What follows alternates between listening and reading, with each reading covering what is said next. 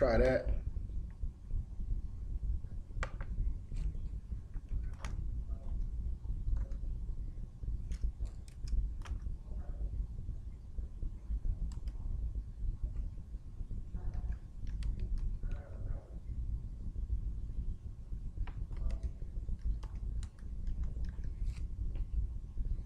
See what we're doing here.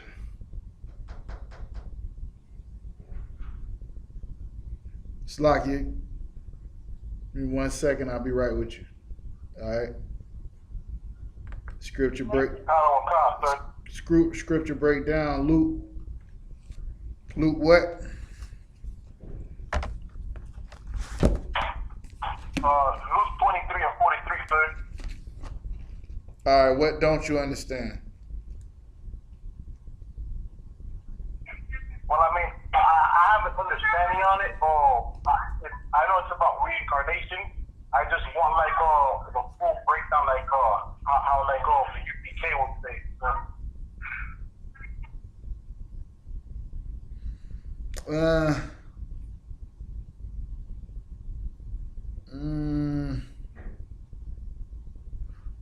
I think that's probably a question you should have asked yesterday.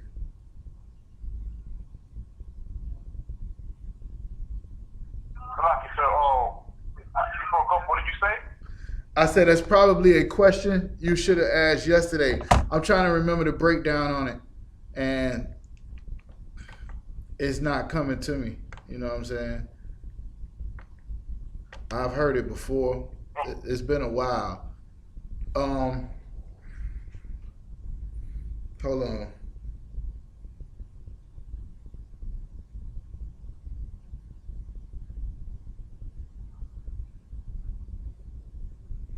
Yeah, I'm gonna have to check that one out. The reason why is I want to break it down for you, but the today is throwing me off.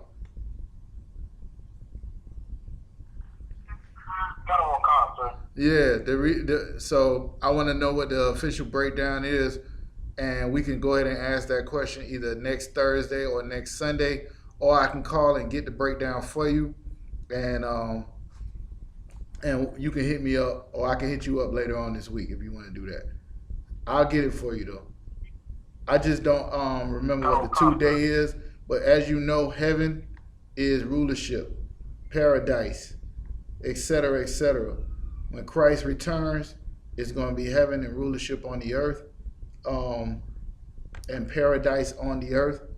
This is what we're fighting for right now, and the only way that's going to happen is the children of Israel is in a position to rule over the other nations, to make sure everybody doing what the Most High want us to be doing.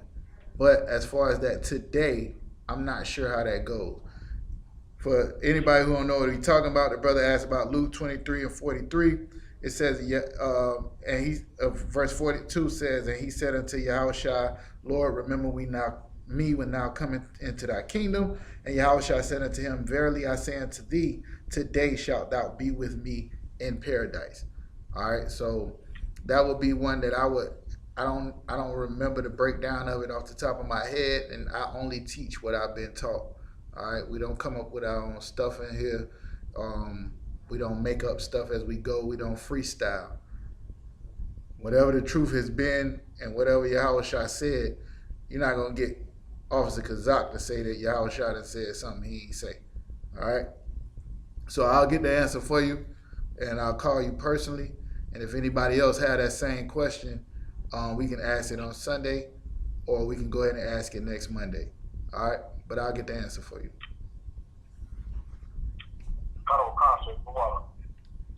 No sweat. Any other questions?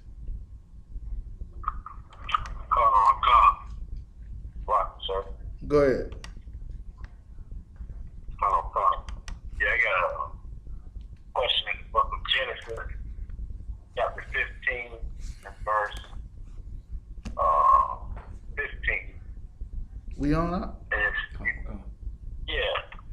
I was wondering, can I use this? Is this like a reincarnation? Can this be used as reincarnation? Genesis chapter 15 and what? Verse 15. Genesis chapter 15, verse 16. Go ahead and read it. Go ahead and read it out. Tell them where you at. Genesis chapter 15 and verse 15. And thou shalt go to thy father in peace. Thou shalt be buried in a good old age. But in the fourth generation, they shall come hither again. For the iniquity of the Amorites is not yet full. All right, Salaki. You asked this question or another question about this same scripture before, right?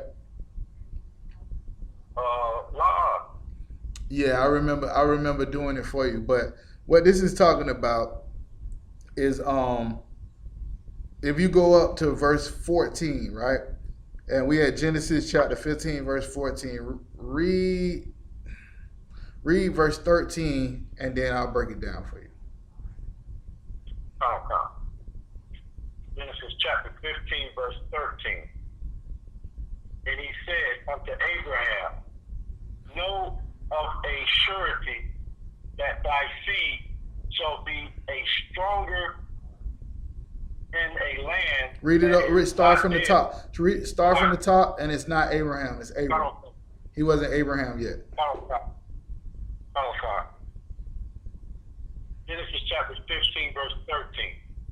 And he said unto Abram, know of a surety that thy seed shall be a stranger in a land that is not theirs. And it shall serve them,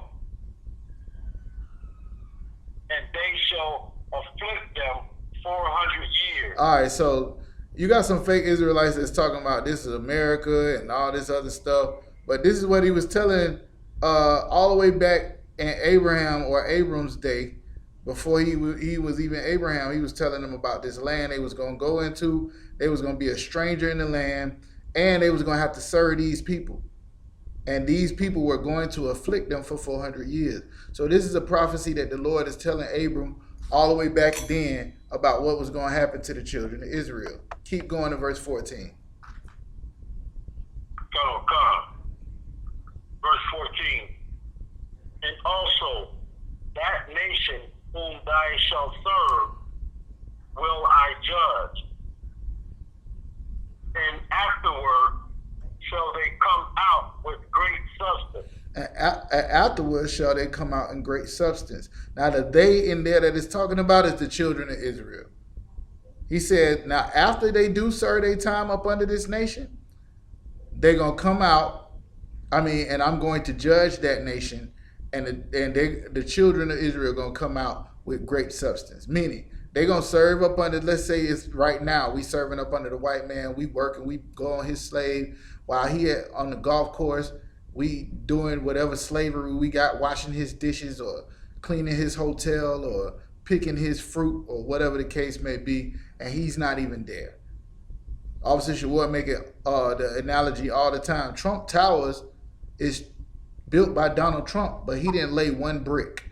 The same Mexicans he trying to kick out and put a wall up for, those are the same people that built the Trump Towers. Those are the same people that worked on it.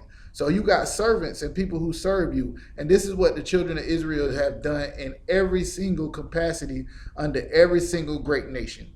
We did it up under Egypt. How you think they got the pyramids? We did it up under Babylon. We did it up under Assyria. We did it up under Rome. We're doing it up under America now. In other words, the people at the top are running the place, but we building, we inventing, we doing everything up under it. Well, the Lord was telling them back then that they're going to go into serve these nations for 400 years. And after they get finished serving them for that particular period of time, then the Lord was going to judge that nation. And the children of Israel was going to come out with great substance. Now go to verse 15. Come. Verse 15. And thou shalt go to thy fathers in peace. Thou shalt be buried in a good old age. So no matter what was going on, Abraham was going to go back to his father, which was not in the land where he was at, which was not in the land where he was serving at, he would be able to go back to him in peace. And he was saying, you're not going to die. You will die at a very old age. You ain't going to die during this captivity. All right? Keep going. God. But in the fourth generation, they shall come hither again. And for the iniquity of the Amorites is not yet full. So even though the Lord going to deal with them, even though you're going to come out of that with great things, don't get it twisted. You're going to have to go into, these same people are not done dealing with the children of Israel. So what they're going to do against you is going to come back again 4 generations later. Now, I know why you asked this question, or I think I do, because you see that word generation, right? But when we're talking about reincarnation, it's referred to as regeneration. Regeneration, not generation. So this is just saying 4 generations later, after Abraham and his people go into serving this nation for 400 years, he going to come out of it. And it's not specifically talking about him, more so his seed, because it's talking about a whole people, not just, remember it said Abraham would be father of many nations, right? So he going to come out of it. His people going to go back to his father. The Lord going to bless them. But then the same people that they served under for 400 years is going to come back again 4 generations later, meaning your great-great-grandson is going to be serving the same people you served. And this is just what he was telling Abraham. This has nothing to do with regeneration or reincarnation. All right? All right. Go ahead. No, it was something I was just thinking, and I lost my train of thought. All right, if you get it, just say Salakia. Any other questions? Go ahead, Trooper Marshamar, go ahead. Yesterday, the past was out, the devil, and Satan being the chief, Satan being the angel, and I read in Luke 11, where Satan was referred to as the chief devil, or they call it Beelzebub as well. Yahweh was acknowledging that, okay, but now, I say, how do I distinguish between, like, when I say the white man is the devil? Do I say the white man is the same devil that we call him an angel? Or how do I distinguish between the devil that's against us and the devil that's doing the Most High will, like the God and the I don't understand. Like, all right. All right. Okay, I got you. So, remember in the breakdown he was doing yesterday where he was saying that Satan works for the Lord. His job is to test you, find out who's worthy of the kingdom and who's not. So let's say Mashamar has an issue. I don't want to put it on you. Let's say that a brother or a sister has an issue with, I don't know, cocaine, right? Satan's job, if they come in the truth, is to say, nah, he ain't really changed. He's still dealing with that same sin that he was dealing with in the world. The Lord wants to redeem you and wants to clean you up. Satan's job is to prove to the Lord that you're not worthy of the kingdom. All right? So that's, now, we talking about Satan is a spirit. Just as all spirits operate, they operate through people. All right? So the spirit of the Lord comes on the brother starts doing the work of the Lord. He starts showing his brother's brotherhood. He starts telling people that they need to follow and keep the law, statutes, and commandments. He starts living a life that's going to show them or be an example for other brothers that you can change your life and all of this type of stuff. That's the spirit of the Lord being on somebody. Now, the spirit of Satan being on somebody is just the opposite. The spirit of Satan being on somebody, it could be like your woman. She go to work. Somebody tell her, you need to leave that nigga. Or, I got this nigga I can hook you up with. Or, come smoke some weed or pop some pills with us tonight. Or, et cetera, et cetera. Same thing with a brother. You want to go to the strip club tonight? You want to go do this? Anything that's against the Lord, Satan's job is to tempt you to do that. Now, The personification of these spirits are people. When you say you got the army of the Lord, we working on behalf of Christ, right? You ain't gonna see the Most High. You ain't gonna see Christ. So you got to take the information or the order from a nigga. Officer Kazak, who's nobody, tells you you need to take these signs and set them up right out here so we can have camp. You saying kind out of one kind to me, a nigga, but in actuality, you saying kind out of one kind to the voice of the Most High, because you're not going to hear him unless you hear. Now, for the question that you asked, right? You saying, what's the difference between the devil and Satan? Is that the question, or is that not the question? In a way, I was saying that Satan is the chief devil. Read the scripture you're talking about with the chief devil thing. All right, let's get that first. It's in Luke chapter 11, and I start at 1. Luke chapter 11, verse 1. Hold on 1 second. Let me get that for you. Let me get that with you. All right. Luke chapter 11, verse 1. Everybody, let's go to Luke 11 and 1. Make sure we're on the same page. Luke chapter 11, verse 1. Go ahead and read it. That was kind of long. Probably. Where did he say that at? Go. You're talking about verse 15? 14. I thought, 14. I was going to say 14. All right, go ahead. Luke chapter 11, verse 14. And he was casting out a devil, and it was dumb. And it came to pass, when the devil was gone out, the dumb spake, and the people wondered. But some of them said, he cast out devils through Beelzebub, the chief of the devils. And others tempted him. Okay, Salaki, stop right there. Give me Beelzebub in the Zondervan Bible Dictionary, real quick.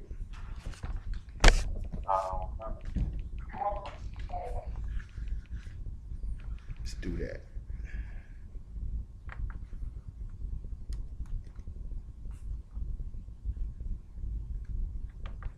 All right, go ahead and read it again, huh?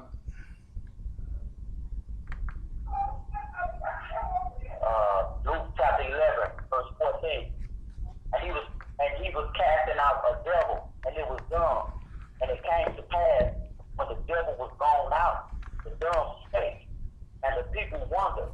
Some of them said, he cast out devils through Beelzebub, chief of devils.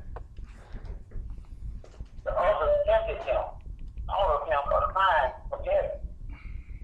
But he, knowing they thought, said unto them, every kingdom divided against itself is brought to desolation. Okay. And a house divided. So when you seen that in verse 15, you say, but some of them said he cast out devil through Beelzebub, the chief of the devils, right? You saying, how can we tell this is not the white man? Is that what you're saying? I'm saying that the other side didn't contest that. He contended, he went along, and I'm saying like, okay, well, this is the same devil that they speaking on, and he named them as Beelzebub too in verse 18. I'm like, well, how can I distinguish between the devil that we call Edomite and the devil that we refer to as Satan? You got it, y'all. All right, so let's go ahead and get Beelzebub in the Bible dictionary. I got the brother here going to read it. Go ahead and read it out. Beelzebub. Nice and strong. Beelzebub. C. Baalzebub. Baalzebub, the name under which Baal was worshipped by the Philistines of Ekron. You said who? Baal? Baalzebub. It's like it. Baal? You familiar with Baal, Mashamar? I've seen his name a lot. But I'm not sure about. All right, keep reading now. Keep reading. Come. Elijah rebuked Ahaziah for consulting this God to find out whether he would recover from his illness. The This is almost certainly the same name as Beelzebub or Beelzebub in the Greek text. Beelzebub is the prince of the demons. Is the what? Prince of the demons. Keep going. You just get the chapters after that. That's it? Calm down. The prince of the demons. Now, based on yesterday's class, what is a demon? Demon is like one of the angels to tempt you to see how strong you stand in the law, statutes, and commandments. Okay, who do demons work for? Satan, And who does Satan work for? Most High. Okay, what about Mayaka Allah or Michael or Gabariala or Gabriel? Who are these people? They all are angels to the Most High. They Okay. belong to the Most High. And Yahushua, who inhabited the spirit of the Most High in the earth as a man, does he have people that work for him as well? No, they won't come. Okay, so the way to break down the answer to your question is there is a hierarchy everywhere. The Lord is not about equality. He's about structure, rank, and order. You understand that, right? Okay, and when we started down here in Florida, right, you already had a school in New York, a school in Philly. They was already at camp. They particular orders would have been, I don't know, have lectures or find a school or whatever their orders is. Down here, under, I guess, Captain Rataziah or Captain Kahan, under Officer Shawar Yala, was get Miami. Raise up these cities, the major cities in Florida. Totally different orders than what they would get in somewhere like California or Texas. You understand? All right, so all of these different spirits working in the fourth dimension can be manifest in the third dimension through what you see. You might turn on the TV and see Arby's or McDonald's or whoever got a new rib sandwich and they got it blown up. It look extra juicy and saucy and everything. Or they might make weed legal and they got a dispensary right across. This is all Satan manifesting himself in the third dimension, but really he's just a spirit doing what he's doing. No different than you see the men of the ISUPK. To some people, it look like we just on the corner yelling at people, or we just in class talking about the white man. But in reality, what we doing is bringing the Lord's people back to his laws, statutes, and commandments so that we can provoke the Lord to get us from up under the white man. I'm going all the way around it to answer your question. The question is, how do you know the difference between the devil that is talking about Beelzebub and the white man? Correct? There is no difference. Get me one of y'all priests, get me you are of your father. Get me also now I ain't gonna pull this one, but you seen it yesterday in the Psalms where it put the Lord will send evil angels among them. You got that right in your precepts from yesterday? All right. Go ahead. Whoever got it. In the book of John, chapter 8 and verse 42, Yahweh said unto them, if God were your father, you would love me. For I proceeded forth and came from the power. Stop right there. Stop right there. Stop right there. This is what he's saying. Like when we say we doing the work of the Lord, right? When we say we working for the Lord, then we are representation of men of the Lord. This is the closest thing to God you're gonna see. It's ridiculous. It's niggas that used to rob and steal, get high, deal with whores, and all of that has changed their life, and they are the personification of the spirit of the Most High. It's ridiculous. It's hard to understand. Well, the white man is the personification of Satan working in the earth on the other side. There's no difference. He is Beelzebub. He is Baal. He is everything that he has is, or that he's doing in the earth, is to convince or trick the children of Israel into serving him and not serving the Lord, which is the same thing that Baal and Beelzebub was doing to the children of Israel under Rome, under the Philistines, all the way back into Egypt. So you can't look at it like literally. It ain't have nothing to do with the white man. He's just the person that Satan is using to deal with the children of Israel right this moment. At one point, it was another people. The Egyptians is black people, Africans. You know what I'm saying? The Canaanites was black people, Africans. The Philistines was black people, Africans.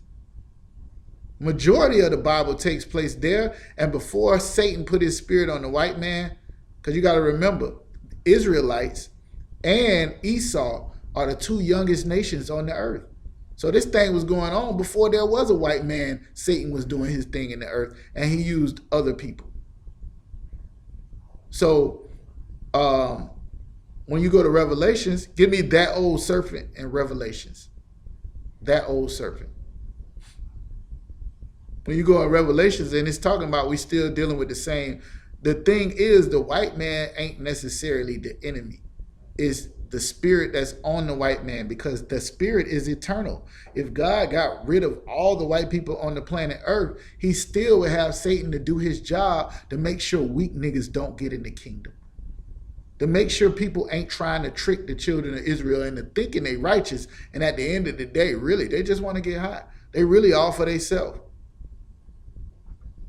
They really just want to go and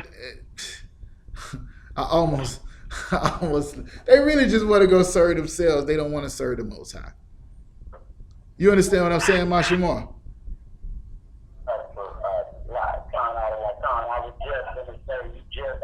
I got it in it. I got it. When we went to the John 43 and 44, and I just broke it down because it's the same breakdown that we got yesterday. We was talking about the spirit being manifested. I ain't even finished reading John 43 and 44. We ain't even finished that. Did we finish that? You must have read ahead. Yeah, I read while you were talking. I'm listening at the same time, and I get it. Somebody got the one in Revelations real quick? Go ahead, Al. Revelations chapter 12, verse 9. And the great dragon was cast out, that old serpent called the devil. Now this is at the end of the story, right? And it's talking about the same serpent that was at the beginning of the story. Now this was before Esau was even born. So how is Esau this same serpent that was in the garden when it wasn't no white people in the garden? Wasn't no white people on the planet at the time. Do you understand that, Mashamar? The things that we see is physical, in the physical realm, but everything is spiritual.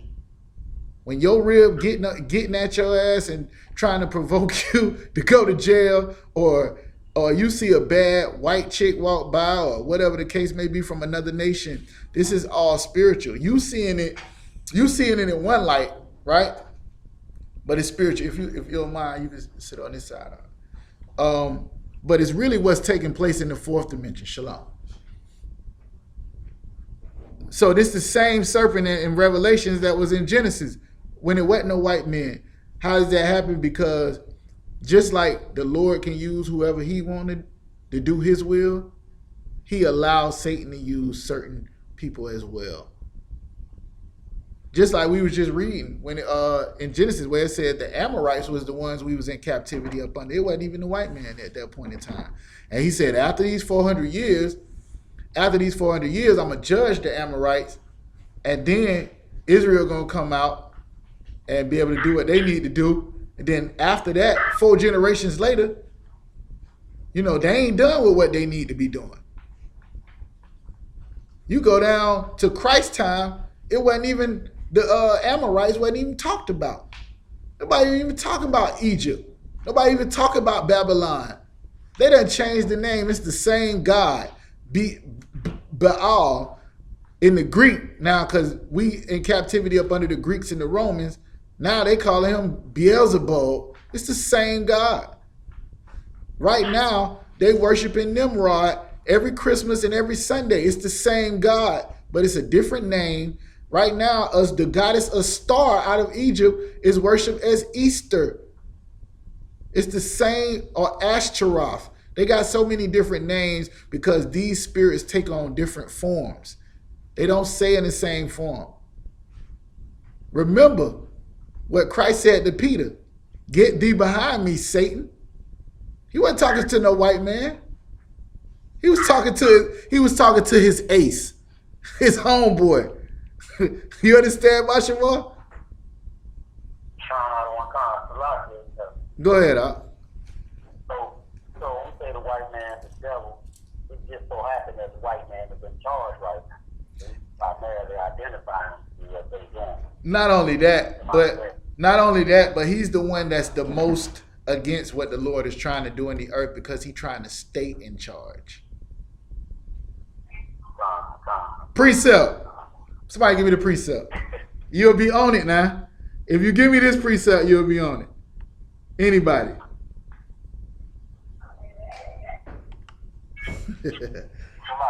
Anybody ever been to camp with me? I bring it out every camp. Go ahead. Is it Obadiah, chapter 1, and verse 4? What does that say? What does that say? It says, "The pride of thine heart has deceived thee, that thou dwellest." That's good. That's good, but that is not what I was looking for. Anybody else want to try before I give y'all the answer?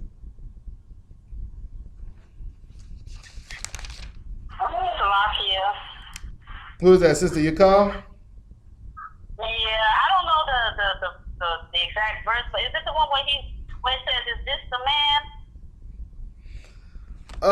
That don't explain what I'm saying. What I'm asking. Let me ask the question again. All right, the brother was asking, like, when we see the word devil, right? We said the white man is the devil, and here it was talking about Beelzebub or Baal, right? So he was saying, I was breaking down how anybody can be the devil, a person, because spirits work through human beings in the third dimension. What's going on, the battle that's taking place between good and evil in the fourth dimension manifests itself between human beings. The Lord used human beings, and he allows Satan to use human beings. Satan is using the white man the same way he used Egypt, the same way he used Canaan, the same way he used Babylon, the same way he used the Assyrians, the same way he used the Romans. Now he's using the white man in America. And at the same time, the Christ is using the men in the truth, the women in the truth, the people that's learning that they have to follow and keep the law, statutes, and commandments to fight that battle on the other side. Now, he was asking, was it that the white man is in charge now, the reason why we say that he's the devil? I was saying not really. It really got something to do with he's the most that's against what the Lord is trying to do in the earth, and that's put the children of Israel back on top. Give me Revelation chapter 12, verse 12, and I'll show you why. But that was a good precept too, because after this is over with, he know that that's what they will be saying. Is this the man that caused the earth to tremble? Go ahead and read it, Yamayan, Trooper Yamayan. Revelations chapter 12, verse 12. Therefore rejoice. Rejoice. Ye heavens, Uh-huh. and ye that dwell in them. Yeah. Woe to the inhabitants of the earth. Who? The inhabitants of the earth. The destruction to the inhabitants of the earth. Right now, the inhabitants of the earth is Israel and all the other nations. Why? Keep going. Come. And of the sea, for the devil is come down unto you. Here go that same devil you asked about, right? The devil then come down unto you. Keep going. Come. Having great wrath. Having great wrath. Why you think they hanging niggas, shooting people, unarmed, worried about it. Why do they hate you so much? Why is the white man so against the children of Israel? Why are they trying to build a wall? Why is he fighting people in Brazil? Why is the Dominicans who trying to get over into Haiti? Is it Dominicans? Salakia. What's going on in Haiti? You got some people running from another country, the other tribes over there into Haiti. Y'all ain't see that? Salakia, sir. Go ahead. I believe isn't it Trinidad? It might be Trinidad. Who's running over? It's a car running to Trinidad. Who's running to Trinidad? I thought it was. I believe it's a car. Salaki. I'm gonna have to double check that. Somebody, go ahead. It's Venezuelan. Venezuela is running over into where? Trinidad. They actually running all over South America and Trinidad. Absolutely. And okay, why is Esau got such a problem with all the tribes? Keep reading up. Come on. Because he knoweth that he hath but a short time. He know that he have but a short time. His reign will be over soon. Now, let me ask y'all this. Let's just say Yahushua and a whole bunch of quote-unquote flying saucers, UFOs, whatever they want to call them. We're going to call them chariots for the sake of we in the truth, right? Just come out the sky and start blowing up all Esau military, take down everything that he's been trying to build, all his technology, and dethrone them from off the top. And now they got to pick cotton. Do you think they happy about that? Absolutely not. So since they're on top right now, Mashamar, that is the reason why they are the ones who are tempting the children of Israel, saying that you can be a homosexual. Ain't nothing wrong with that. Oh, you could be with the other nations. Everybody's supposed to marry each other. You shouldn't have that many kids. It's just wrong. This is why we're going to put these Planned Parenthood in y'all neighborhood. A person should be able to do whatever they want to, eat whatever they want to, smoke whatever. You shouldn't judge nobody. This is why we taught this, and they're operating in the spirit of Satan, because the Lord is all about rank, order, structure, discipline, and humbleness. Who got more pride than Esau? The pride of thy heart has, what the brother went to Obadiah, we ain't got to go there. But this is the reason why Esau is the personification of the devil at this time, because he don't want to lose his spot in the earth. He eating good. He been eating good.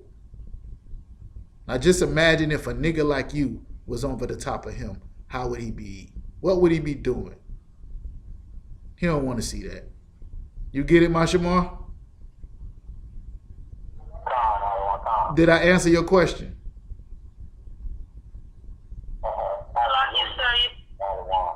You said what now? Most High in Christ. All right, sis, what's going on? Salaki, I thought you were talking to me. I'm sorry. You had a question? Not really, but pretty much, it pretty much sounds like someone that says, if I'm going down, I'm taking all y'all with me. That's pretty much what it is, right? Nino Brown. Kind of. I mean, at the end of the day, think about it like this. He knows he's going to take 2/3 of Israel with him because the scriptures say so. Everybody ain't going to be able to let go of all the toys and trinkets that Esau got to offer in his world. I mean, the hose is getting better. The weed is getting better. Everything is happening in the world is only getting more and more tempting to the children of Israel. I'm sure they'll have a shrimp the size of a nigga in a couple of years, basted in butter and garlic and all type of deliciousness. You understand? Yes, I understand. Now that you mention it, I actually, I was at You seen one? You seen one, sis? And I was sitting, say that again? You seen one of them? Oh, okay, all right. Go ahead. It reminded me when I was at the slavery. I was talking to my coworkers. And I said, hey, did y'all know there's studies, there's an article that they feed in the shrimp cocaine, they put cocaine in the shrimp? You lying. They want, it's like they want to eat it so bad. They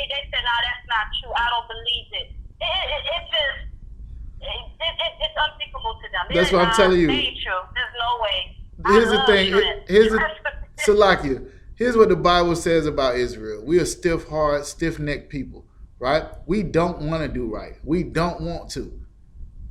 I was telling somebody, you know, me and Officer Shawood and I talked about this before, and he said it in class. It's like, if I found out this wasn't the truth, that would be an excuse for me to go back and do everything I've been wanting to do ever since I've been in the truth that the Lord said I should not be doing. You understand? And Esau, with his inventions and the things that he's showing you on TV and you seeing and everything that he's putting out right now, is there to tempt you and show you everything of how fun, because that's what most people lead the truth for, fun. Brothers might come in here, they ain't making the kind of money they was selling when they was in the streets. They ain't making the kind of money or something like that. It'd be something material, fun, or something like that Esau has to offer. Oh, they don't like what I'm doing, being in the truth at my job. Or the main thing with a brother, his woman. Your woman will take you right hell up out the truth. Do not get it twisted. What you think happened to Adam? All right, so just make sure you paying attention to what Esau is doing, because he is personification of what Satan is trying to do in the earth. All right. Right now, if Donald Trump is talking about a space force, it must be something out there they know that they're going to have to fight. Next question. Come on, Ghetto One. Go ahead, Up. I just had a question. I wanted to see if I could actually. Where you at, a party, Up?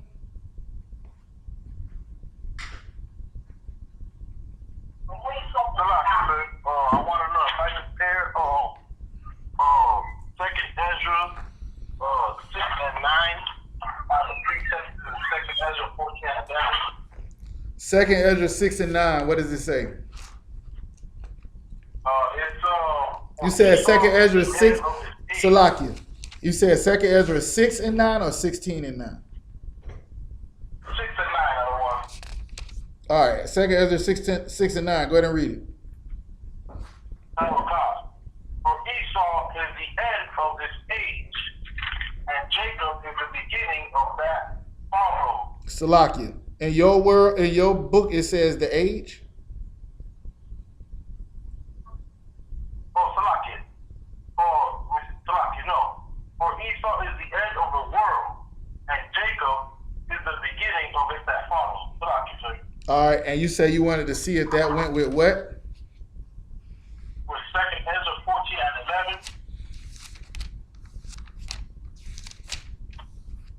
11. Go ahead and read that. Second Ezra 14 and 11. For the world is divided into 12 parts, and the 10th parts of it are gone already, and half of a 10th part. And there remaineth that which is after the half of a 10th part. No. These two don't go together. Actually, this one right here, Second Ezra chapter 14, what verse was it? 14, 11, and 12, sir. 14 verse 11. It's actually closer to the Revelation one that we read. For the enemy knows that he don't have long. What was it? You got it, Yamayan? For the enemy knows that his time is short. This is talking like looking at the like a speck of time, like a clock, right? And you got until 12 o'clock. Once 12 o'clock starts, it's a new day. Well, what this is saying is majority of the time has already passed. It's already 10 o'clock. That's what this is talking about. This has nothing to do with Esau. I mean, I guess you can, but you got to remember though, these 10 hours that's done went by, I guess we could call it hours, that's done went by on this clock, Esau has not been controlling that long. In the grand scheme of things, if you look at, you know, how long we was up under the Babylonian captivity and the Egyptian captivity and even the Roman captivity, Esau started like right around the Maccabees when Alexander the Greek. We talking about like 2,000 years, well, you still got another 6,000 years maybe that other nations were ruling the earth. You understand what I'm saying? So these two things don't have anything to do with it. This is talking about time. The other one is talking about once Esau's reign is over, then it will be Jacob's time to reign in the earth. All right. All right. Any other question? Our brothers ain't got no questions? Real quick. 1 second. Let me hold on. Go ahead. So it was just based on the last question that I had. All right, go ahead. I want to know what was the precepts again in Revelation for Esau at the end of the world again? It was Revelation chapter 14. 12 and 12. No, Revelation chapter 12, verse 12, where it says the enemy know, where it says, woe to the inhabitants of the earth and of the heavens, because the enemy knows that the wrath of the enemy has come down because he knows, but he have but a short time. This one right here, and Edris is talking about 10 parts out of if you break down, you know what I'm saying, time into 12 parts, 10 of them already gone. No sweat. Anybody else?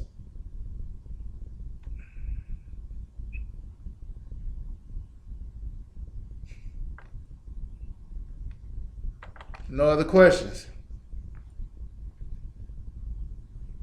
All right. So Israelite School of Universal and Practical Knowledge started out at 1 West 125th Street, Harlem, New York, back in 1969 under Commanding General Yohana. Truth 101 class, Monday night. We had 103rd Library. If you're on the YouTube, you can call in, ask a question. Number is 305-985-5453. 305-985-5453. We here till they kick us out. All right. Give me. Can't do that. Can't do that. I was gonna try to do something. I don't want to do that. All right. Should I get on Esau today?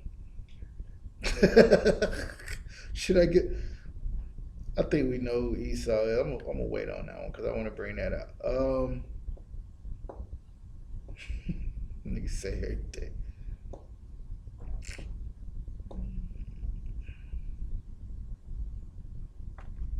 Let's see what I got on there. Let me hit something real quick. I think I'll be waiting for y'all to go in. Give me what is it? Hebrews 12 and 9, 9 and 12, 5 and 12. 5 and 12. You got it. Come.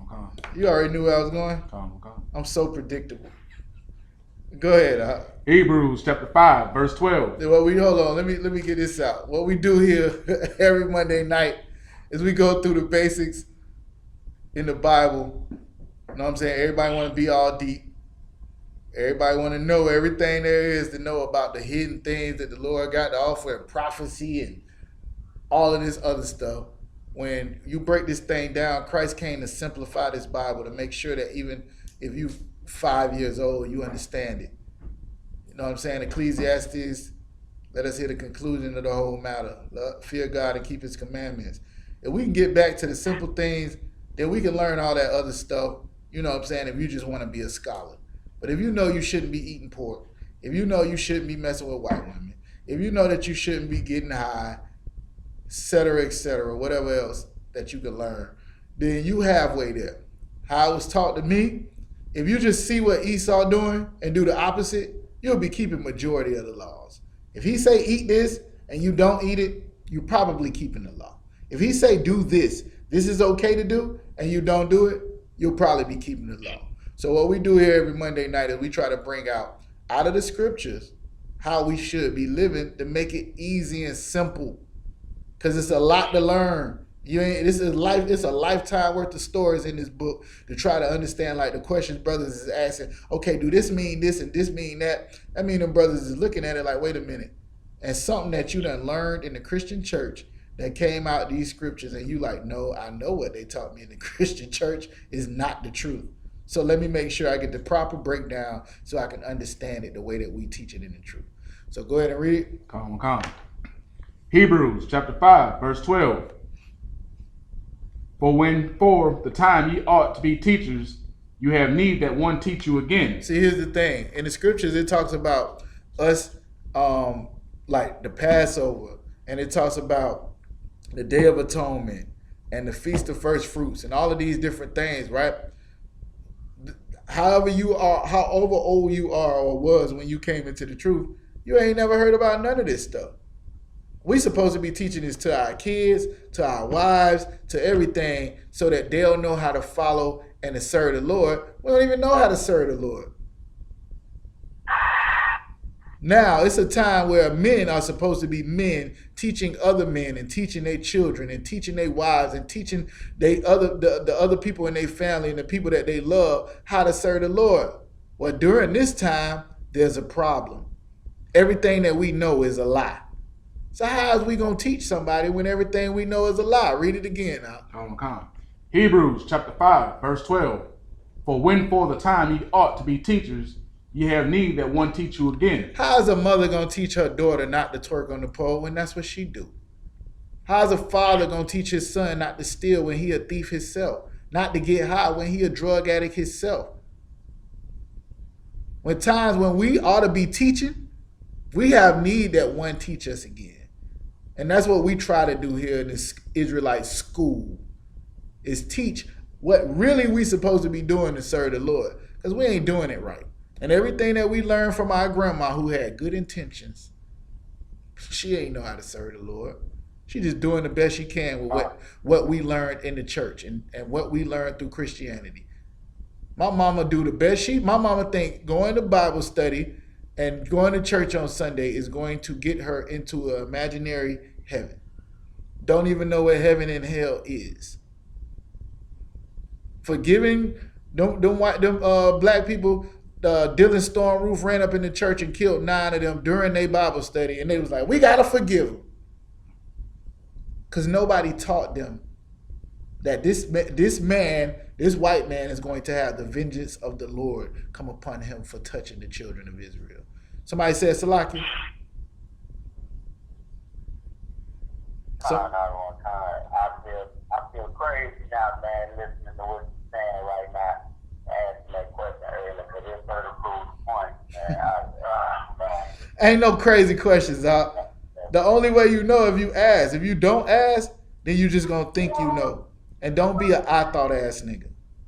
Find out.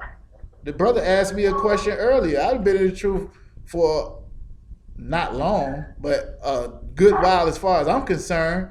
And I told the brother I gotta go get the answer to the question. If he wouldn't have asked the question, it wouldn't have provoked my thought to even go research. Like, wait a minute, I'm supposed to know this. You understand what I'm saying? You gotta ask the question. If it's something, anybody, if you in one of these classes and you thinking like I shouldn't ask that question, that's a demon. Ask the question. We claim to have the truth. Prove us wrong. Because if it ain't the truth, what the hell you doing here? You could be out getting high, chilling, watching TV, going to a party. It's something popping right now. Y'all niggas is in class. Make sure you doing the right thing with your life. You understand? Test it to see if it's the right thing or not. So nah, you ain't crazy by asking that question. I'm just saying, this is what's happening right here. Read it again. Come. Hebrews chapter 5, verse 12. For the time ye ought to be teachers, you have need that one teach you again. You have need that one teach you again. Keep going. Come. Which be the first principles of the oracles of God, and are become such as have need of milk and not of strong meat. Yeah.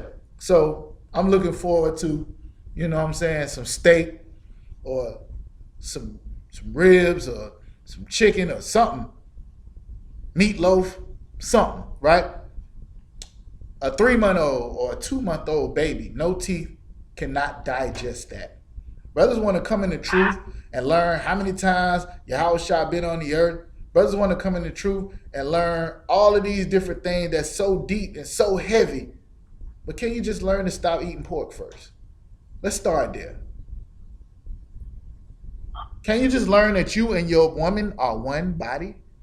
Y'all on the same team. Can you do that? Can you learn brotherhood? The simplest things that we need to learn in order to be a nation, we can't even learn those things because we so far removed from what we supposed to be doing. So here we give the milk. John 3:16 don't mean what they told you. Here's the precepts that go along with it. A man can have more than one wife. Here's the precepts that go along with it. What else they taught you in the church? The law is done away with. No, it's not. Here's the precepts that go along with it. Now, if somebody have a question that I can answer that might be a little bit more than that, we'll get to it. Other than that, we're going to learn about why the Gentiles that's in the New Testament are not white people, because everybody wants to save white people. We're going to learn how, what's this sister name they keep saying was a Moabite? Ruth. How Ruth wasn't a Moabite. Because from a Christian perspective, it looked like it's right there. So we'll do that in here, all right? Unless y'all got anything that's a little bit more that y'all need to ask. Is that it on that? Come. All right, so that's Paul talking to the brothers who knew they was Hebrews and explaining to them, you know what I'm saying? He had taught them milk because they wasn't ready for the meat. And we need to learn this thing all over again. Somebody said Salaki?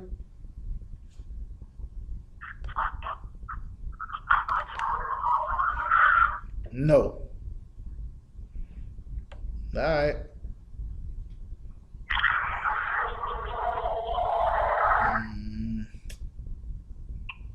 Man. Let's do it. Why not? All right, let's go ahead and get on. Let's get to it. Somebody give me Job chapter 9, verse 24. Now, anybody ever seen an Egyptian?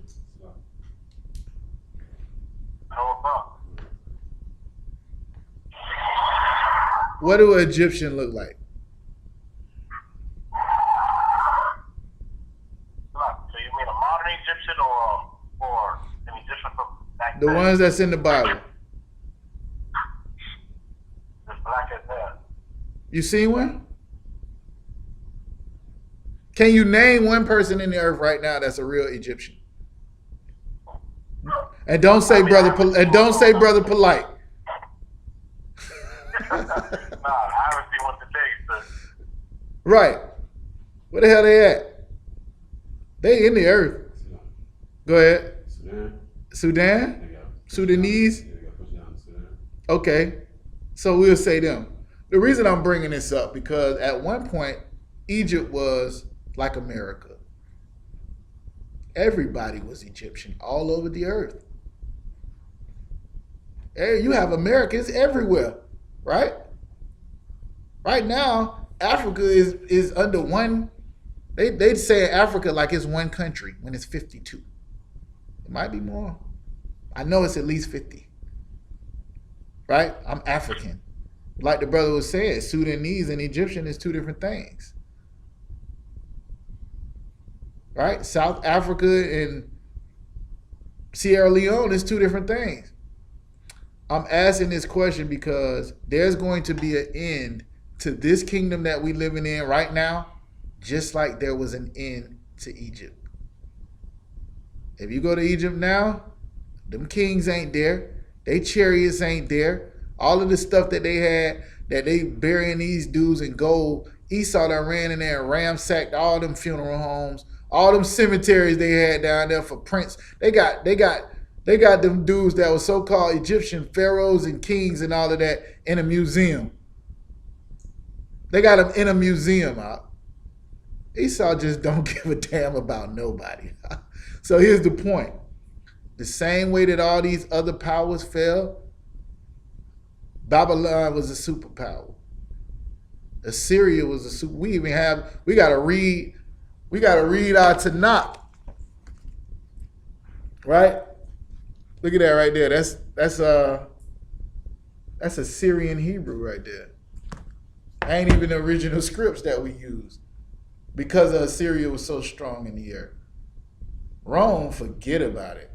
You start talking, Greece, when you talking about Alexander, you know how many Alexandrias it was around the world? Everywhere he went, he put his name on it. Well, America is the new one. What's going to happen to him? Somebody give me Job 9:24. Let's go into that a little bit. What's going to happen to Esau? You want to read? I got a brother in here. 1 second, Shakar. I'm going to let the brother in here read. Nice and strong. So they can hear. 9:24. Can y'all hear the brother? He might be too far away. Job 9:24. Chapter 9, verse 24. The earth is given unto the hand of the wicked. He covereth the faces of the judges thereof. The earth was given into the hands of the wicked. Why ain't righteous people ruling the earth right now? Because the Lord tried to give it to so-called righteous people, the people he picked and chose to be righteous, but we didn't want to be righteous. The Lord gave us judges. The Lord gave us Moses, priests, and men to lead us, and all we wanted was a king, just like all the other nations. The Lord gave us laws, statutes, and commandments where the other nations would call us great and what they say, what knowledgeable and wise and all of this other stuff, and we rather follow after what the white man say. So the earth is given into the hands of the wicked. And all the faces that's supposed to be there, instead, you got Mount Everest? Mount Rushmore. You got dead white men that's carved in the stone and immortalized. You got where I'm from, I remember they was having these big things about Robert E. Lee and Andrew Jackson. Man, don't you know they got schools that black people go to in the city where I'm at, named after these people. Ed White, you know who Ed White was? Google it. It's ridiculous. And brothers put on their jerseys and go play football for them every Friday and graduate from there, and they claim it. What do you think they call the lead generals? How do you think they call the Ed White commanders? These people all fought for the Confederate Army. Nathan B. Forrest. Anybody know who that is? Like him. Go ahead. He started and created what is known as the KKK. And it's a high school named after him in Duval. Forest High School. So now my point is, these are the faces we see. When you start talking about Ezekiel and Jeremiah and Yahushua and Mashah, which is Moses, you start talking about all these brothers, they looking at you like even they white people. Even they white people. You look at the Ten Commandments, you got, what his name, Charleston Hester? He was Moses. Hell, you even look at the Gods of Egypt movie, they all white people. Everybody's white. This is because the earth is given into the hands of wicked. He done whitewashed everything and think to change the faces of the people into what it is. So now that we know who's on top, now it's wicked. Give me Habakkuk chapter 2 and verse 2. We're going to float through this a little bit. Anybody got any questions? It's not like I'm locked in on this topic. I just want to make sure y'all understand. The brother asked a question about Esau. We know that his time is short, and that's the reason why he's doing what he's doing to blacks, Hispanics, and Native American Indians. He know who you are. He don't want you to know who you are, so he'll do anything. You got it, Yamayan? Wow. Habakkuk? 2 and 2. 2 and 2. Habakkuk chapter 2, verse 2. And the Most High answered me and said, Go ahead to verse 1. Habakkuk chapter 2, verse 1. I will stand upon my watch and set me upon the tower. I will watch to see what he will say unto me, and what I shall answer when I am reproved. And the Most High answered me and said, Write the vision and make it plain upon tables, that he may run that readeth it. For the vision is yet for an appointed time, but at the end it shall speak and not lie. So here's the deal. This is a prophecy. Habakkuk is the Lord is speaking to him and telling him to write this down on some tables. And at the end, all of this is gonna come true. Keep going. Come.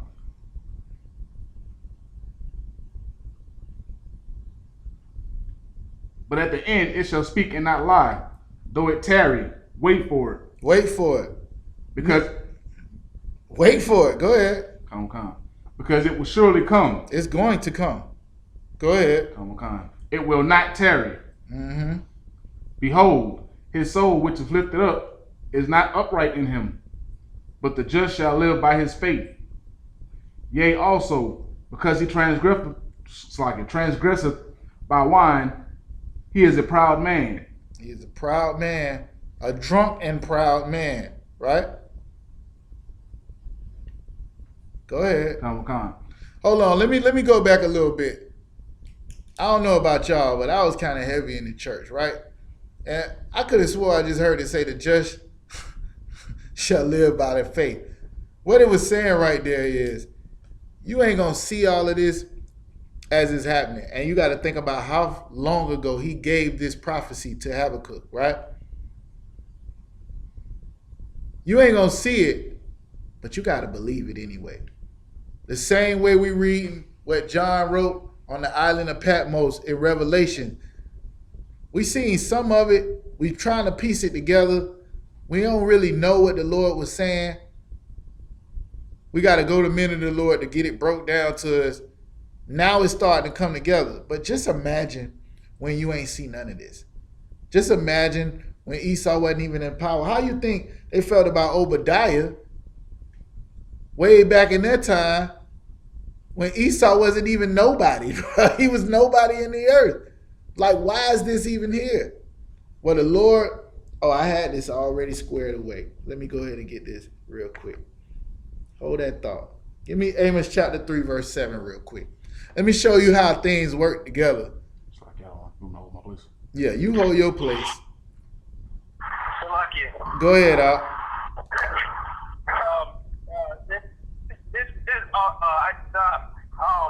I don't have a verse, but I just got the slavery. I wanted to ask a question before my phone died. Go ahead, Al.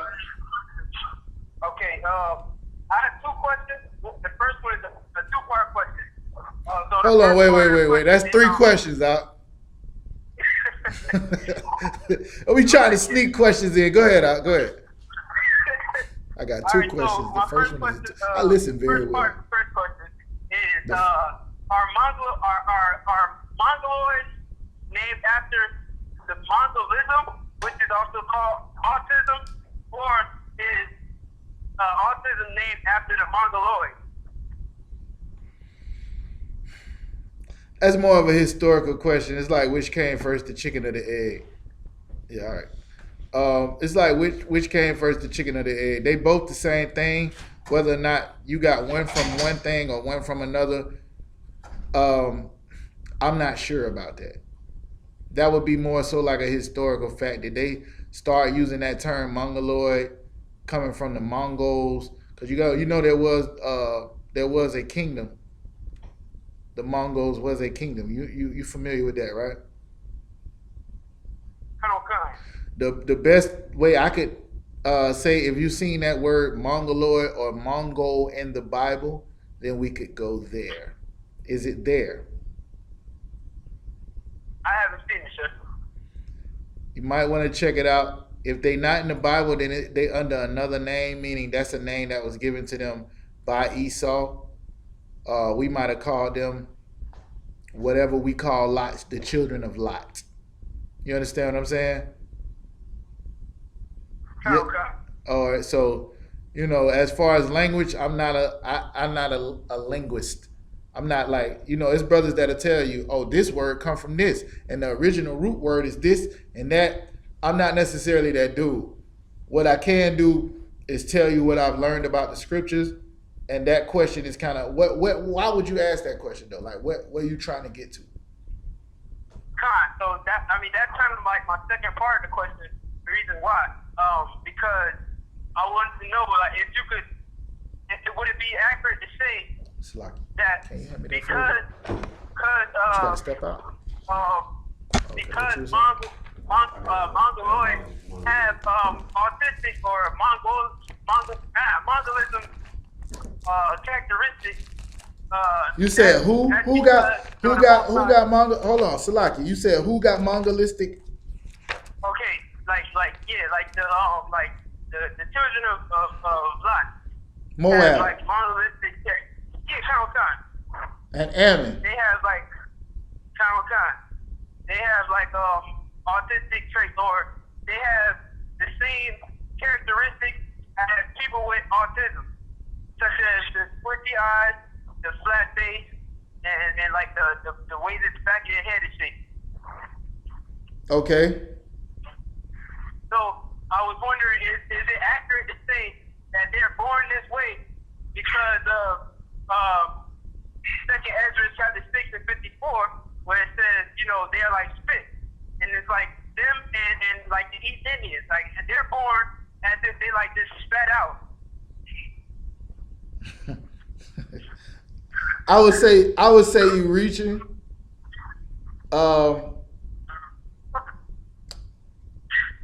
Okay. Let me get you a scripture. So I got read Mongolism, etymology on it. He already know that. That's why he asking the question he asking. What he's trying to say is that Mongolism, is it because the Lord don't care nothing about them and he spit them out? Like he's trying to attribute Because they're a nothing nation. exactly a scripture to them having those traits. All right. The best way, go to 2 Ezra 6.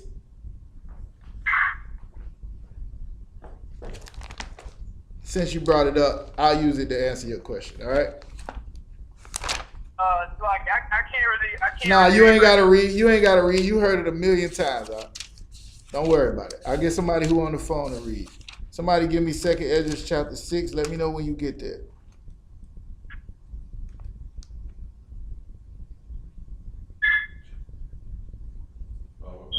Verse. Give me verse 55. Second Ezra chapter 6 and verse 55. All this have I spoken before thee, O Lord, because thou madest the world for our sakes. Look, every society, every time period, everything was made on this earth to serve the children of Israel, as the children of Israel serve the Most High. So they have their purpose. Whatever their purpose is, that the Lord put them on there, that's the reason why they look and act and have the traits and characteristics. Because their job is to serve Israel in some capacity. I done seen one of them people like that do numbers like a calculator out of their mind. Well, that trait or whatever we would call it is supposed to be used to serve the children of Israel as we serve the Most High. You understand what I'm saying, Aitazar? Now, read the next verse. Whoever was reading. Verse 56. As for the other people, which also come of Adam, thou hast said that they are nothing, but be like unto spittle. So he's saying that no matter how great it might look, or like even Esau, whatever the hell Esau is good at, maybe it's identity theft or whatever. I'm not sure. Whatever it is. Oh, hunting. Yeah, Esau's good at hunting, right? That should be used for the children of Israel.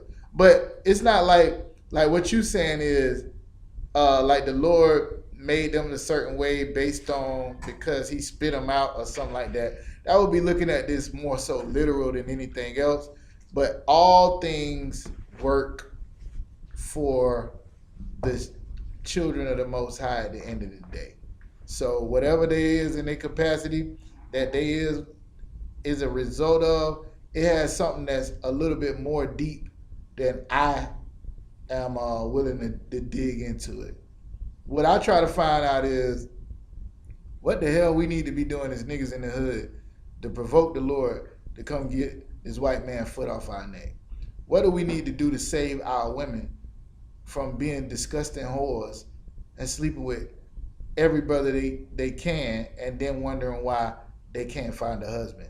What do we need to do to get our people off crack? They know what's going to happen when they smoke crack. They seen it. It's been going on. Who the hell would smoke crack in 2019, yet we still doing it?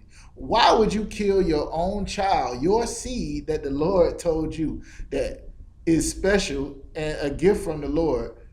We still got these type of battles to fight. As far as whether a Mongoloid is a Mongol or what their purpose is on the earth is a little bit too deep for me to dig into.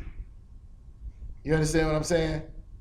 I know that they have their purpose in there, and once we come into the kingdom, we may find out that these autistic-looking people, or whatever their case may be, job is to simply play the piano for the kings. Is to do there to be a human calculator for me when I got things, orders that I gotta, Yahweh Shah gave me to rule over what countries and what region that I'm over. I don't know. All I know is Esau is going to go and get me deer meat and bring it back. I ain't gonna let him cook it. I ain't gonna let him cook it, but he's the best hunter on the earth. Go ahead, Op. Go ahead, Op. No, I said he might not cook it at all. Yeah, that's the point. That's what I'm saying. Don't worry. Got bad sisters that is gonna do that. Bad sisters in the kingdom gonna be cooking. In that day, 7 women shall take hold of 1 man. They'll be fighting to cook it. Salakia. Now, what was your second question? That was a little too deep for me. Okay. I'm a simple man, Itazar. All right, go ahead. So I believe it's in Matthew. It says that heaven and earth shall pass, but my words shall not pass. I just want to break down that. Where is it at? You don't got it? The one I thought you was talking about, heaven and earth shall pass, but the laws shall. That's not what you're talking about, right? You're talking about something else. So what it says the word. It says my word. Hold on.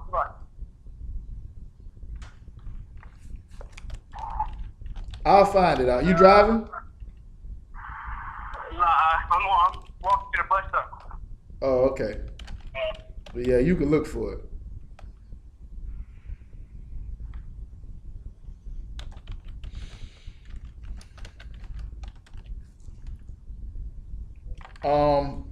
Let's go ahead and get Matthew 24 and 35.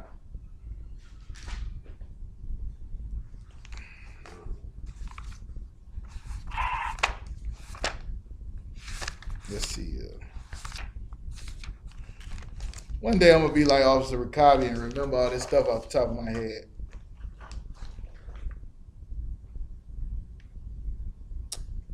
All right, go ahead and get verse 34.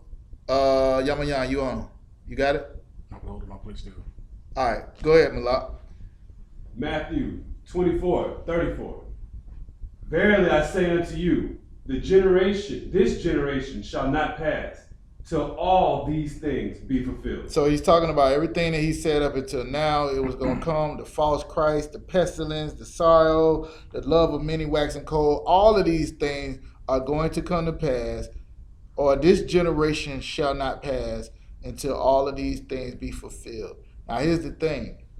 All of those things were fulfilled during that time, but it's still going on right now. So even if you used it right now, this generation would not pass either. Keep going. Verse 35. Heaven and earth shall pass away, but my words shall not pass away. It was a way for him to say this right here. certain things you can bank on. You could bank on the earth being here. You could bank on, the Most High still doing His thing and being in charge. What He was basically trying to tell you is the same way He said, heaven and earth shall pass before one of these laws will pass. And we say to this day, you still standing on earth to this day, right? You could trust in what He was saying. The same way you trust in you wake up tomorrow, the sun is going to be up. The same way you could trust in if you jump out of an airplane that the law of air is going to come into a parachute and it's going to work. This is the reason why people do what they do. This is how science works. You find out what the Lord said is going to happen or how He works, and you work around it. What Christ was basically just saying is all these prophecies I'm saying to you, heaven and earth will be gone before I'm wrong. You understand that? Now, 2,000 years after they killed Christ, is heaven and earth still here? Now, can we look around and see the stuff that He said over 2,000 years ago? That's all. You had another question? All right, Most High in Christ. Now, what we was going through is Esau, right? And what's going to happen to Esau? What, why? Why is it going to happen to him?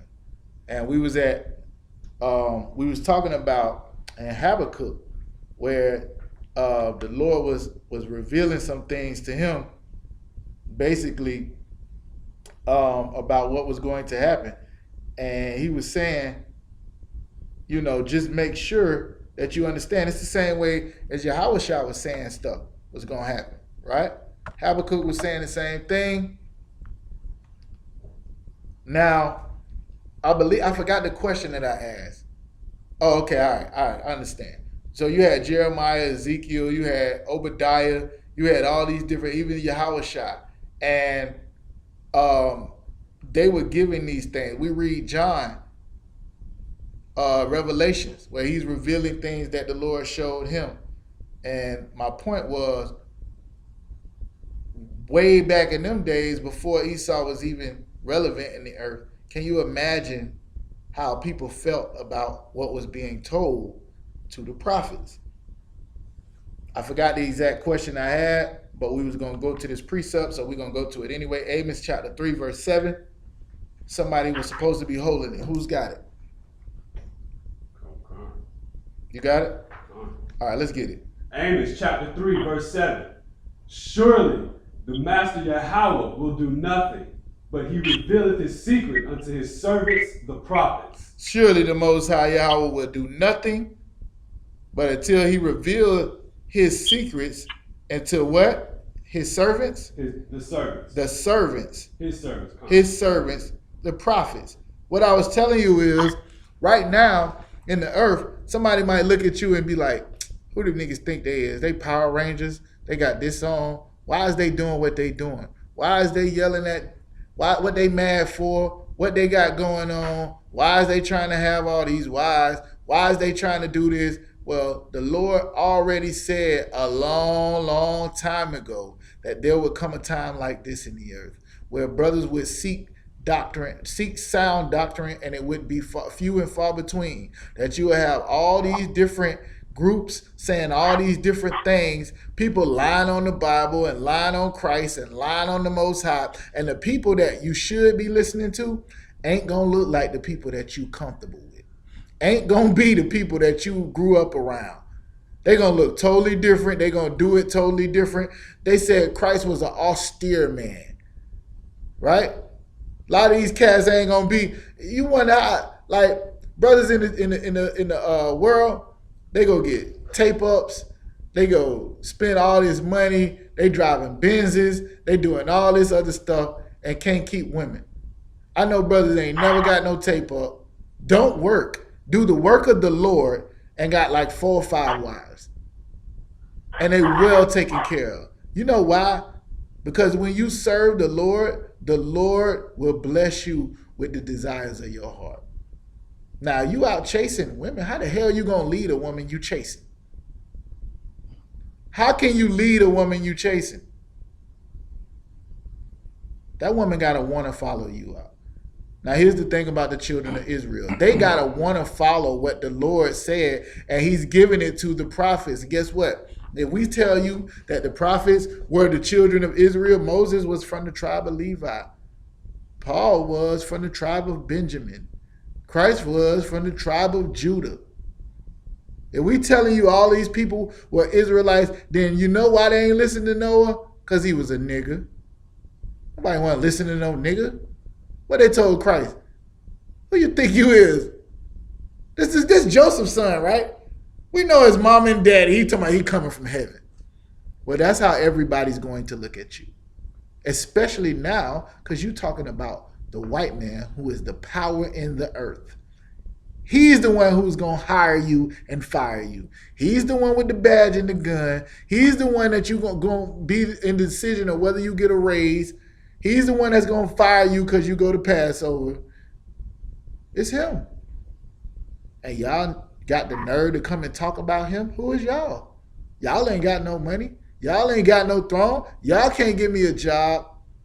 Well, the Lord already spoke what we speaking. That's why the Lord ain't going to do nothing without revealing. And he already did in these scriptures.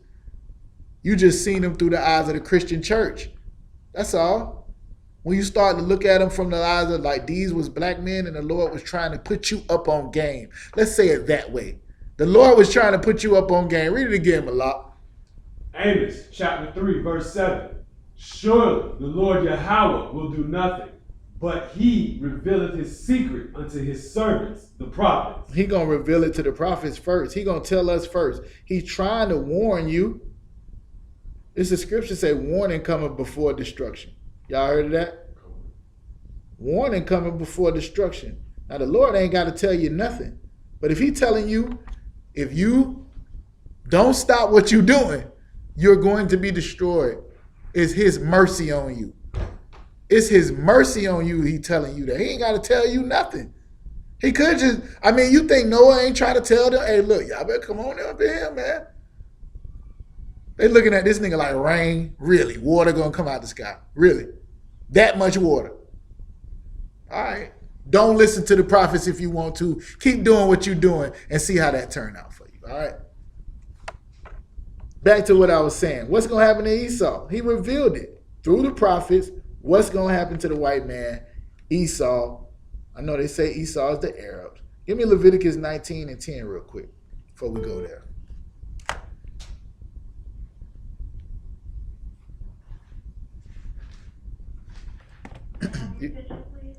Oh, Salakia. Let's go back. Let's go Habakkuk. Right? You was reading Habakkuk? Let's get Habakkuk chapter 2 before we move on. Salakia. I forgot. The brother been holding it for like 20 minutes. I made 15 other points, had 3 questions asked.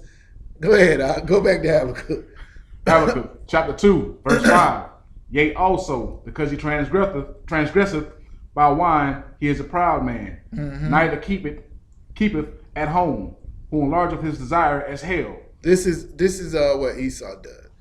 Because he is a proud man, he won't mind his own business. Right? And he enlarges what? As hell. As hell. Keep going.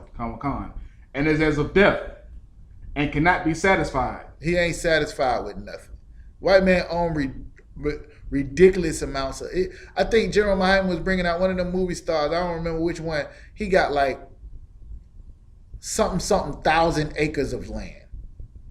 Such and such thousands of acres. What is he going to do with all that land? Him.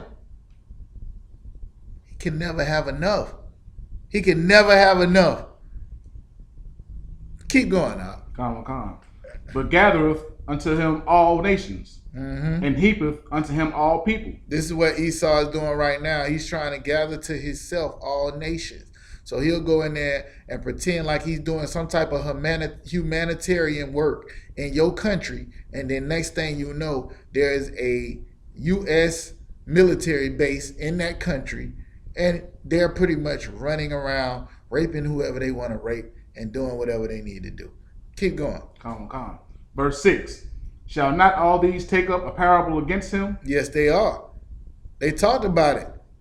It talks about it in Obadiah. Keep going. Come. And a taunting proverb against him, and say, woe to him that increaseth that which is not his. There you go right there. The problem that these other nations have with the white man is because now he's stepping on China foot. Now he's stepping on Korea foot. Now he's stepping on Iran feet. He ain't just happy having his land that he took from the North American Indians. He ain't just happy having the land that he took from all of the other tribes that was over here before he ever came. He ain't happy with that. He ain't happy with taking over Africa from the Africans. He ain't happy with the Middle East. He just want more and more and more, and all of these other nations see it. We just can't see it. If you start talking to other nations and asking them about how they feel about white people, they're going to be hesitant to say it because we here in America. Go over to China and ask China how they feel. Go over to Korea and ask Korea how they feel. Go to Iraq and Iran and look at what the white man's done over there and you'll see it. It ain't about no color, no skin. We ain't that simple. The Lord said you got to pay, not us. Keep going now. Come. How long? And to him that ladeth himself with thick clay. That's it?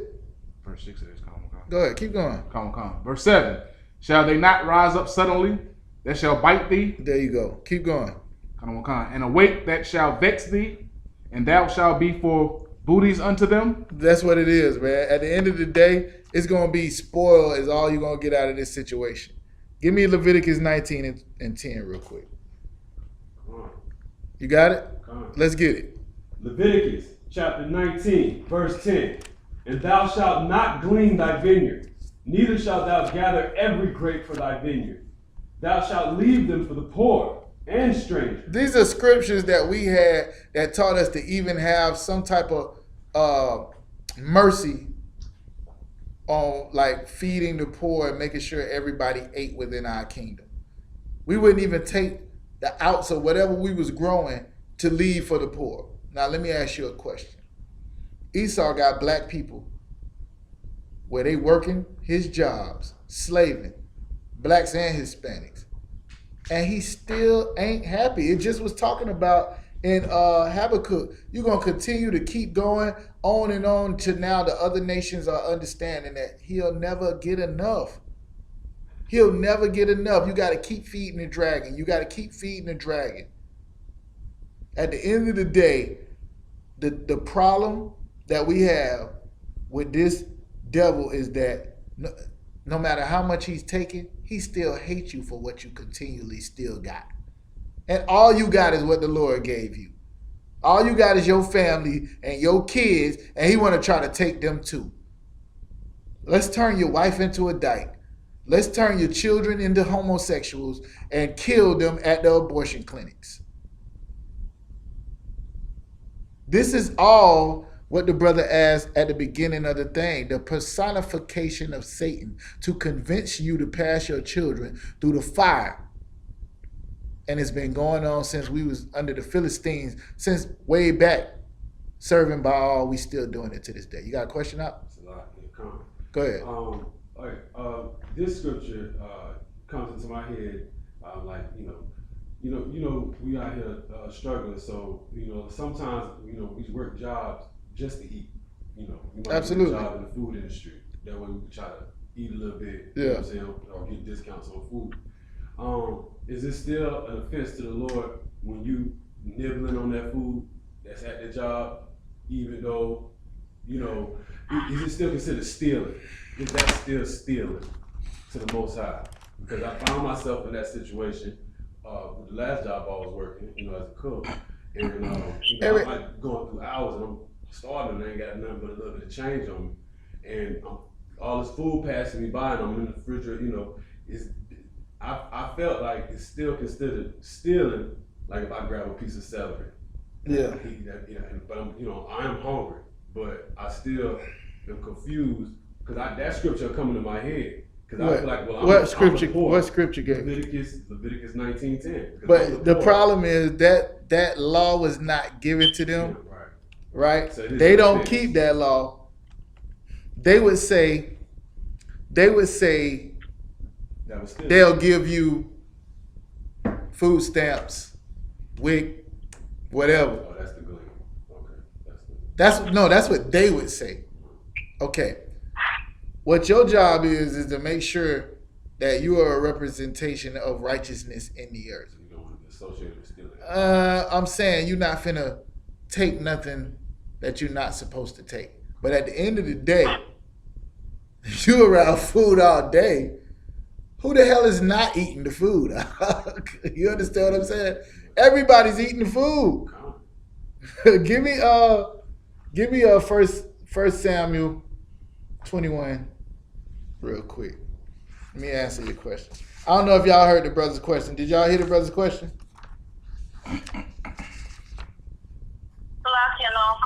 All right, the brother was saying, based on the scripture we just read, where we had a law that you could not eat or take from the outside or whatever you were growing in your field, leave it for the poor. He was saying, like, if you're working in a restaurant, you know what I'm saying, and everybody eating the food or whatever, you got food passing through you all day long. Is it wrong? Like, I remember my first job was at churches. Man, we go take a piece of chicken every now and again or whatever. Is that stealing? I mean, if you want to be technical about it, yes. If you want to be technical about it.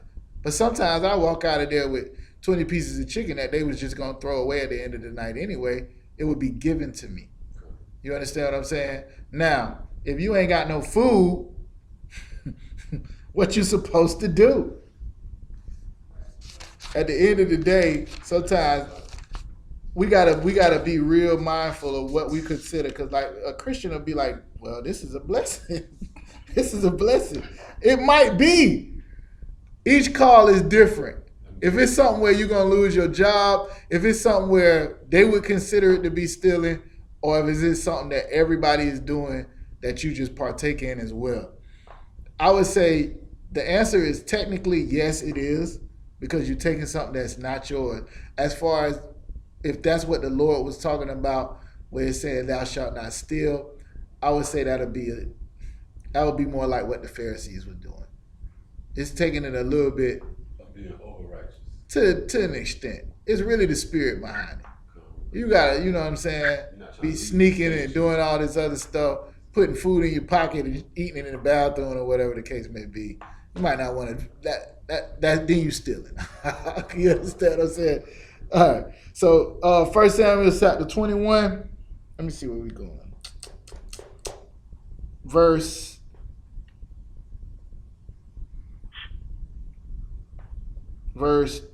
3.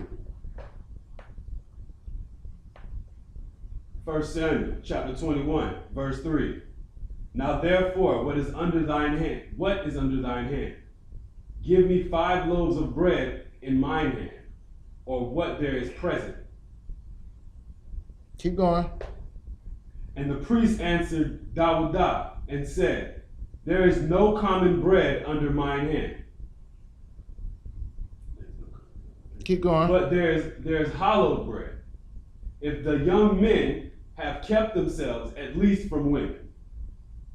Keep going. And Dawudah answered the priest and said unto him, of a truth woman have been kept from us about these 3 days since I came out, and the vessels of the young men are holy, and the bread is in a manner common, yea, though it